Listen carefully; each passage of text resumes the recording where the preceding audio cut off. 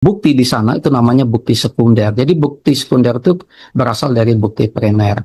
Saya kebetulan lulusan UGM dan saya masih punya ini itu kan di semester awal. Jadi ada juga yang mempelesetkan gitu ya. Baik hadirin, kami bisa mulai acara di malam hari ini. Ada dua jenis suara yang hari ini kita dengar, suara fakta dan suara yang mengaku pakar. Malam ini kita akan uji siapa yang bicara dengan bukti dan siapa yang hanya bersembunyi di balik asumsi. Selamat datang di DF Talk. Selamat malam hadirin, saya Atina Cahyani menemani Anda di libur akhir pekan ini. Inilah DF Talk dengan tema pakar-pakaran versus ahli digital forensik. Hadir untuk merespons polemik yang terus bergulir di tengah masyarakat terkait dugaan ijazah palsu Presiden Joko Widodo. Meski pihak Bareskrim Polri telah menyatakan klarifikasi resmi, isu ini kembali diangkat oleh Rismon Sianipar CS dan masih terus menciptakan spekulasi publik. Malam ini kita akan mengupas tuntas secara ilmiah dan profesional siapa sebenarnya yang akan berbicara atas dasar keahlian dan siapa yang hanya beropini tanpa landasan laboratorium dan metodologi forensik digital. Sudah hadir pada malam hari ini Bapak Joshua Sinambela, seorang digital forensik analis, CEO dari PT Analis Forensik Digital, forensikdigital.com. Selamat malam Pak Joshua. Selamat malam Mbak Atina. Kemudian ada Bapak Roni Teguh, seorang System Science and Informatics Researchers dengan PhD dari Hokkaido University, Jepang. Selamat malam, Pak Roni. Selamat malam. Ada juga Bapak Muhammad Nuh Al-Azhar, merupakan former Head of DVAT Puslab 4 atau Digital Forensic Analyst Team, Pusat Laboratorium Forensik, Bareskrim Polri. Selamat malam, Bapak Muhammad Nuh. Barangkali nanti menyusul hadir. Kemudian barangkali nanti juga akan hadir Bapak Ade Kurniawan, seorang forensic researcher ITSB dengan gelar PhD Digital Forensik dari Osaka University, Jepang. Dan kami juga sudah undangan secara terbuka kepada Bapak Rismon Sianipar, seorang pengkaji ijazah Jokowi, namun kerap kali di stasiun televisi disebut-sebut sebagai ahli forensik digital. Baik, meskipun aparat berwajib sudah mengkonfirmasi bahwa ijazah tersebut asli, narasi dugaan ijazah Presiden ke-7 Joko Widodo palsu masih terus bergulir. Saya akan langsung membuka pertanyaan ke Bapak Joshua terlebih dahulu. Pak Joshua, di era di mana opini viral bisa lebih dipercaya daripada hasil laboratorium, dan bagaimana nih seorang ahli digital forensik bisa membedakan diri dari seseorang yang memiliki opini keras tapi belum tentu berdasar seperti tema pada malam hari ini, pakar-pakaran, dan sejauh apa publik seharusnya bisa membedakan antara popularitas, opini, dan kebenaran digital? Silakan.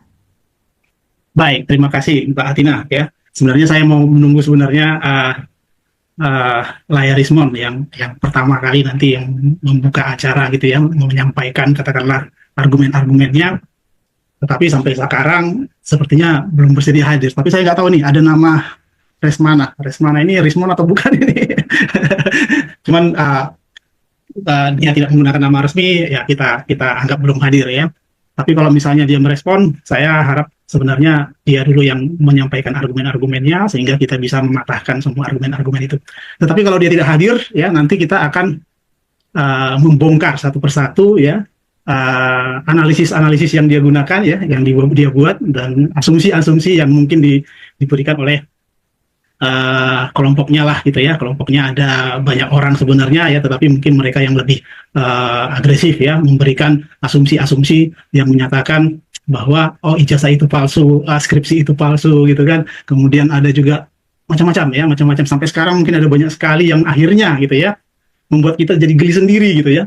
Awalnya ijazah gitu kan, kemudian skripsi gitu kan, kemudian halaman pengesahan, kemudian tanda tangan ya, kemudian sekarang beralih ke SKS ya, jumlah SKS. Saya nggak tahu dia bisa mempertahankan bagian yang mana sebenarnya gitu ya. Jadi mungkin sebagai pembuka ya, karena saya lihat di sini belum ada panelis Rismon, meskipun kita sudah undang gitu ya. Nah, saya ingin cerita dulu ya, apa yang membuat saya ikut bersuara terhadap kasus ini ya. Jadi dimulai dari postingan-postingan beberapa rekan saya, kolega saya di UGM gitu ya, yang berupaya meluruskan ya analisis-analisis yang diberikan oleh si Rismon gitu ya. Kita langsung menyebut nama ya, Rismon. Jadi rekan-rekan dosen ini mencoba menunjukkan ya bahwa analisis itu tidak benar gitu ya. Analisisnya dia itu tidak benar. Kenapa? Karena pada saat pertama kali muncul ya Rismon menganalisis ijazah Jokowi, dia pertama kali meyakini kalau gambar ijazah itu palsu, gitu ya. gambar ijazah yang ditunjukkan sebuah media kalau nggak salah, fotokopinya malah gitu ya, itu palsu. Awalnya begitu. Dari mana? Dari fontnya gitu ya. Kemudian dari nomornya gitu ya, nomor nomor ijazahnya kok nggak lengkap ini gitu kan, nggak ada fakultasnya gitu kan. Karena dibandingkan dengan kalau nggak salah satu kolega saya yaitu Pak Bambang Prastowo ya. Jadi ijazah Jokowi dengan ijazah Bambang Prastowo. Yang dianalisis dia apa? Pertama nomornya nggak ada, karena memang di fotokopian mungkin ketutup gitu ya, sehingga tidak muncul. Itu yang pertama kali analisis. Kemudian nomor fakultasnya kok nggak lengkap, beda dengan Pak Prastowo, ada nomor MIPA-nya gitu ya. Kalau Pak Jokowi kan Fakultas Kehutanan. Ternyata zaman itu ya ijazah ya setiap fakultas itu nyetak masing-masing. Ya, jadi makanya berbeda. Fakultas A, fakultas B, fakultas C ya 40 tahun yang lalu itu berbeda ya. Sore buat sahabat-sahabat di mana saja berada, kita kembali lagi bersama saya di channel Anak Medan Bersuara. Yes. Sore ini saya mau tampilkan pertama kali ya, setelah kita melihat sengaja saya tampilkan. Saya mau tahu juga wajahnya Joshua Sinambela. Namun teman-teman, dua-dua ini adalah saudara saya. Yang satu sama marganya dengan saya, Rismon Sianipar. Itu adalah 4 ya. Yang pertama Panjaitan ya, Panjaitan, Silitonga, Siagian, Sianipar ya. Panjaitan, Silitonga, Siagian, Sianipar. Dan Sinambelanya berasal dari mama saya atau ibu saya. Karena ibu saya itu Boru Sihotang, artinya Raja Uluan. Dua-duanya famili. Namun untuk membuktikan kebenaran, famili pun bentrok. Baik teman-teman ya, apa yang dikatakan oleh Joshua Sinambela, karena sengaja saya kutip videonya dari Tieptol Crispy Channel. Canggih ya. Memang benar sahabat Joshua Simbolon ya, ini tulang saya juga. Benar memang Anda adalah alumni UGM, sama-sama dari sahabat kita ya, Anggia saya, Rismon Sianipar. Masing-masing universitas, masing-masing fakultas itu membuat plat untuk mencetak belangkonya ijazah. Namun sebelum Anda sampai ke situ, baiknya telusuri dulu atau cari dulu keterangan perihal tentang skripsi dan sebagainya. Nah, bagaimana tanggapan saudara Joshua ketika Bareskrim Polri menampilkan layar belakang ya, layar besar, fotokopi ijazah serta hal-hal yang lain? Bagaimana pendapatmu? Ketika ditunjukkan 122 SKS, itu adalah BSc, Sarjana Muda. Sepengetahuan saya, walaupun saya tidak tamat, tapi di pertengahan jalan, saya tahu semua. Fakultas saya, Fakultas MIPA. Jurusan saya, jurusan Fisika. Strata S1. Apalagi? Dulu IKIP, sekarang Unimed, Universitas Medan. Jadi, dengan demikian, kalau kita skripsi itu menuju jenjang S1 ya, menurut pengetahuan saya tesis adalah S2, S3 dan selanjutnya. Dan BSc Sarjana Muda nggak ada pakai skripsi. Bagaimana tanggapanmu kawan? Jadi jangan berkoak-koak. Di Tieptol Crispy Channel kemarin Rismon mengajak Anda untuk berdebat. Kalau memang apa, coba masuk ke Bareskrim sebagai tenaga ahli forensik, sebagai yang bisa nanti Anda jelaskan di pengadilan nanti. Di situ buktikan, jangan di salah satu channel, kalau boleh di channel yang resmi atau di TV swasta atau Aiman Ainus TV dan sebagainya. Dan itulah teman-teman. Makanya sebelum kita berkoak-koak, teliti dulu data dan informasi agar kita bisa berbicara lebih enak. Bagaimana tanggapan teman-teman? Ayo kita lanjut teman-teman ya. Dan di sini saya mau tampilkan ya, di mana ada seorang anak ya, seorang adik kita yang berasal dari channel Topi Merah mengungkapkan sesuatu yang sangat penting buat kita. Kita dengar teman-teman ya. Kita intro dulu.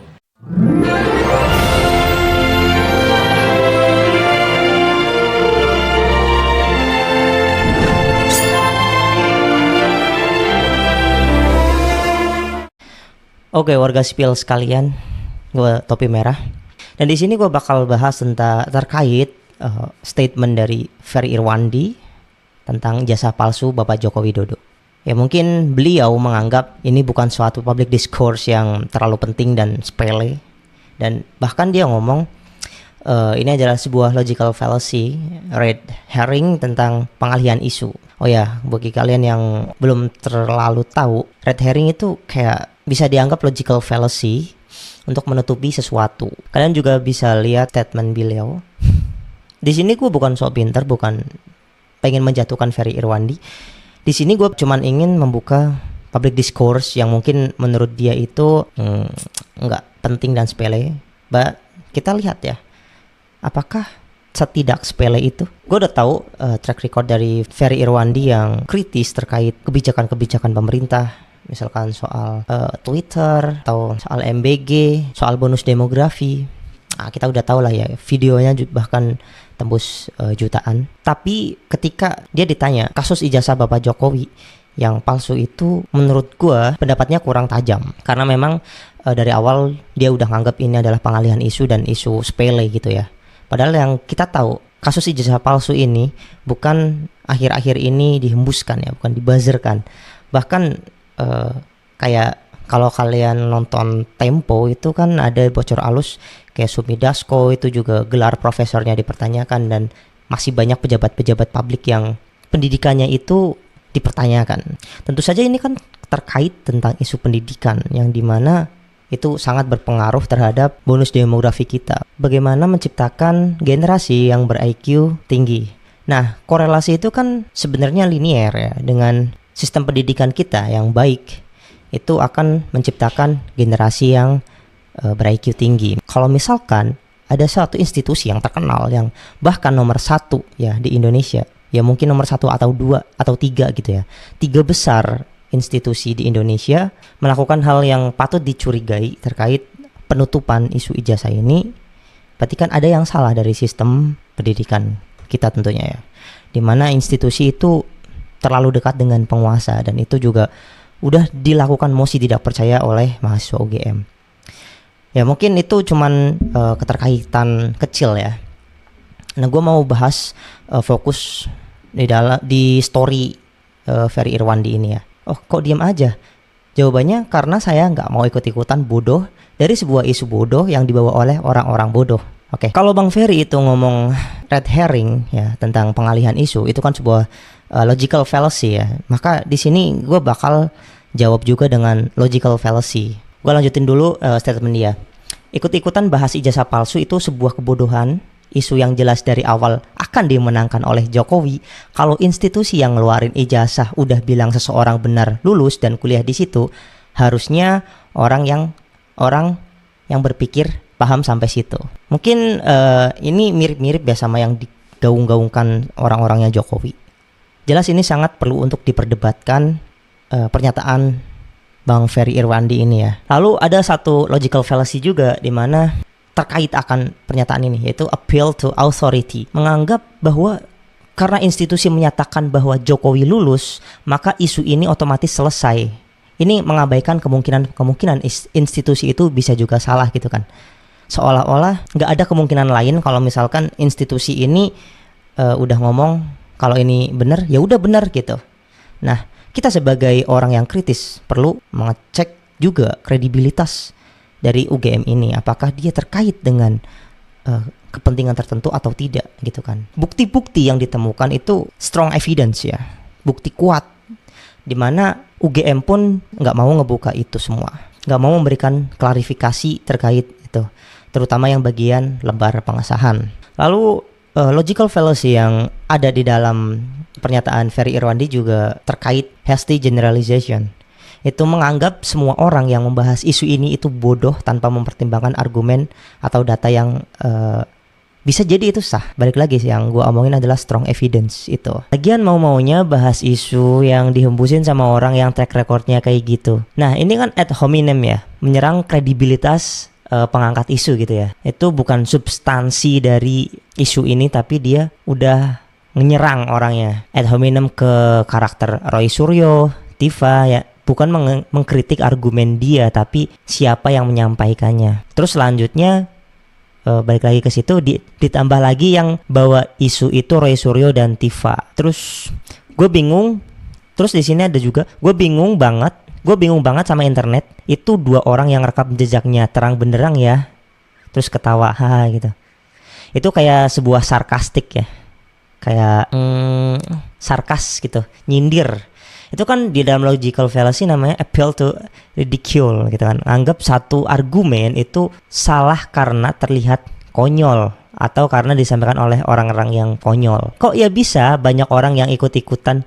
Gue mending ikut Pak Darmakun atau Sunda Empire aja dah, biar lebih jelas sekalian. Nah di sini kan udah jelas slippery slope gitu ya, mengaitkan satu pembahasan ini dengan hal yang ekstrim kayak Darmakun dan Sunda Empire. Itu jelas beda. Yang satunya kan ilmiah based dan yang satunya itu kan kayak emang dongeng gitu. Terus nggak cuma slippery slope, di sini juga strawman gitu ya, seolah-olah menciptakan salah satu karakter yang absurdnya itu sama kayak absurdnya itu sama kayak Darmakun dan Sunda Empire ini gitu.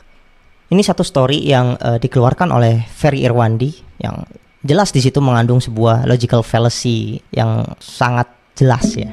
Di story yang lain dia juga ngomong tentang kecenderungan confirmation bias ya.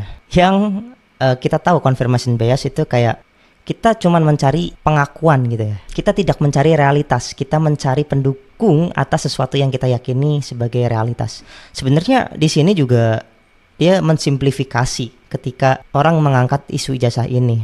Mungkin karena dia itu kurang mengikuti kasus ini dari awal sampai akhir mungkin ya. Sampai kasusnya, bukti-bukti yang kuat yang disampaikan oleh Rismond, Roy Suryo dan Dr. Tifa itu, sehingga dia mencerminkan kalau ini sebuah confirmation bias gitu kan. Terus dia juga ngomong kalau misalkan mau asli apa palsu, bukti palsu atau tidak palsunya, ini isu yang lu mau put energi sebanyak apapun, hasilnya akhirnya bakal jelas kok. Ya kita semua tahu kalau misalkan Jokowi akses hukumnya itu lebih kuat daripada Roy Suryo dan Dr. Tifa dan Rismond. Di sini juga udah jelas kalau misalnya di persidangan pasti Jokowi yang menang. Tapi kita tahu semua Jokowi itu sedang menjadi perhatian publik, di mana kasus-kasus Aguan, kasus-kasus Budi Ari, kasus dari IKN, kasus kereta cepat, bahkan kita nggak punya strong evidence untuk melawan rezim. Tapi di kasus ijazah Jokowi ini adalah chance untuk membuktikan bahwa kasus SMK juga ya, kasus SMK yang dia benar-benar lihai sekali untuk menghindar. Tapi balik lagi di kasus ini, ijazah palsu Jokowi, beliau sangat keteteran untuk mengatasi ini, dan bahkan dengan terang-terangan Polri dan UGM itu saling menutupi. Kalau Bang Ferry nggak percaya, silahkan pahami apa yang dikatakan Dirtipidum, apa yang dikatakan oleh UGM, dan bandingkan korelasinya dengan temuan-temuan evidence yang sudah dikumpulkan oleh orang-orang seperti Bang Rismond dan Pak Roy Suryo gitu ya. Jadi di sini gue jujur sangat kecewa banget tentang simplifikasi yang dikatakan. Ya walaupun Anda itu memang nggak ingin ngomong karena isu ini terlalu sepele mungkin menurut Anda. Ya menurut gue pribadi tidak harus menyerang balik dengan kata-kata yang cenderung merendahkan gitu. Oke, sekarang mengapa ijazah itu palsu ya? Mengapa ijazah palsu mengapa isu ijazah palsu ini itu penting ya? Yang pertama, lu harus bedain dulu nih Bang, antara ijazah palsu orang biasa dan ijazah palsu pemimpin negara ya. Integritas dan kredibilitas seorang pemimpin itu kan seharusnya menjadi nomor satu. Kejujuran, moralitas, dan kawan-kawannya itu adalah paket bagaimana seharusnya pemimpin yang baik ya, itu memimpin. Nah di sini isu ijazah aja ya, yang jadi bukti resmi pendidikan itu dipertanyakan dan menimbulkan sebuah isu nasional, bukan isu lokal lagi, ini udah isu nasional yang gede banget. Kalau misalkan lu ngomong isu ini menjadi kredit gratis bagi Jokowi, menurut gue juga enggak. Walaupun kasus ini dimenangkan oleh Jokowi, publik juga bakal mikir kalau negara ini semakin rusak. Karena yang jelas-jelas kelihatan aja, polisi dan institusi pendidikan sudah tidak memihak rakyat. Ini bukan soal kredit gratis untuk pemilihan presiden untuk anaknya ya, tapi soal integritas antara institusi Polri dan institusi pendidikan di Indonesia. Menurut gue ini dampaknya juga nggak cuman kecil, ini dampak sosial dan politiknya juga gede ya. Ini bisa memecah belah masyarakat gitu kan. Contohnya orang-orang yang ada di banyak televisi itu kan banyak berdebat. Ya, debat kusir, yang satu tentang perdebatan ilmiah, yang satunya perdebatan tentang hukum, yang satu mendebatkan polisi udah bener, yang satu polisinya udah ngawur. Nah itu kan gara-gara si Jokowi ini kan. Si Jokowi menyebabkan masalah kegaduhan sejak bertahun-tahun yang lalu dan nggak selesai sampai sekarang. Oke, di sini ada juga peran UGM yang sebagai simbol akademik ya. Itu juga bermain ya. Seharusnya kan dia itu transparan dan akuntabel gitu kan. Apakah si Jokowi ini memenuhi standar apa enggak? Bisa dijawab. Ya mungkin orang-orang UGM ini udah menjawab semuanya di konferensi pers. Tapi yang kita tahu, yang publik tahu, yang enggak ada jawabannya adalah bukti-bukti yang ditemukan oleh Rismon, Roy Suryo dan Dr. Tifa ini. Publik belum 100% percaya dengan pernyataan UGM. Nah, bagaimana pendapat teman-teman, sahabat-sahabat, para subscriber, para pegiat media sosial, dan pencinta channel Anak Medan Bersuara? Ketika ada adik kita yang ganteng ya, lugas, tegas, serta pemaparan untuk memberikan informasi berdasarkan data teknologi. Sepertinya hampir sama, beda-beda tipis kalau kata orang Medan. Seperti sahabat kita Rismon Sianipar, Roy Suryo, dan Dr. Tifa. Ada juga adik-adik kita ya, dari kemarin saya dapat dari Deli Serdang, dari Pakam ya. Mereka itu menyanyikan sebuah lagu, saya nggak bisa terbitkan karena mereka masih anak-anak ya, di bawah umur. Karena untuk YouTube kan itu harus di atas 18 tahun. Tapi intinya mereka, akan saya tunjukkan di fotonya teman-teman. Nah ini dia. Mereka itu menyampaikan ketika mereka mendapat ijazah SD itu sangat susah, membutuhkan waktu, dan menyinggung ijazahnya Pak Jokowi. Dan dari teks lagunya, kesimpulannya, mereka itu menyoroti sikap pemerintah pada saat Pak Jokowi sebagai presiden. Ya, itu ulasan dari komentar ada para subscriber saya. Jadi mohon maaf, saya videonya tidak bisa tampilkan karena mereka masih anak-anak. Yang penting intinya, ada anak-anak Indonesia yang bersuara untuk menyampaikan perihal ijazahnya Pak Jokowi. Bahkan mereka mengamen dari warung ke warung, dari kafe ke kafe, untuk bisa berdikari sekolah, SMP, dan selanjutnya. Bayangkan, seorang anak-anak, adik-adik kita yang menyuarakan kebenaran. Di mana kita yang pada saat ini yang sudah mempunyai intelektual, bahkan kita para katakanlah para pemikir, sahabat-sahabat kita, para adik-adik mahasiswa, ayo suarakan api-api kebenaran. Kita bukan mau berdemo, tapi suarakanlah suara kebenaran melalui cara kita masing-masing. Apakah lewat konten, apakah lewat puisi, apakah lewat nyanyian, bahkan grafiti, dan sebagainya. Yang semuanya itu adalah untuk membongkar kekuatan kekuasaan dulu yang bisa menyelewengkan kebenaran. Salam perjuangan, hidup rakyat Indonesia, merdeka, merdeka, merdeka.